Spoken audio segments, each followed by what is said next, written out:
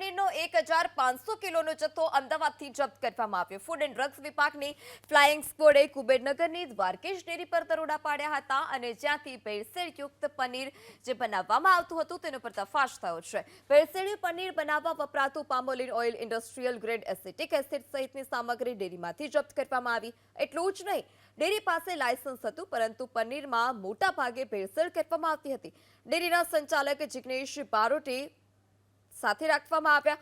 Paneer, palmolein તેલ, industrial grade acetic એસિડના નમૂના લેવામાં આવ્યા। હાલ પ્રાથમિક દ્રષ્ટિએ આ પનીર ખાવા લાયક ન હોવાનું સામે આવ્યું છે, ત્યારે લેબના રિપોર્ટ બાદ કાયદા મુજબ વધુ કાર્યવાહી હાથ ધરાશે।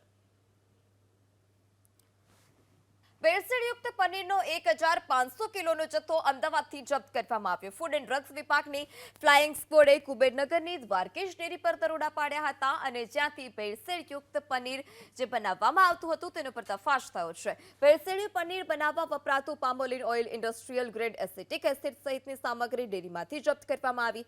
એટલું જ નહીં, ડેરી પાસે લાયસન્સ હતું પરંતુ પનીરમાં મોટા ભાગે ભેળસેળ કરવામાં આવતી હતી।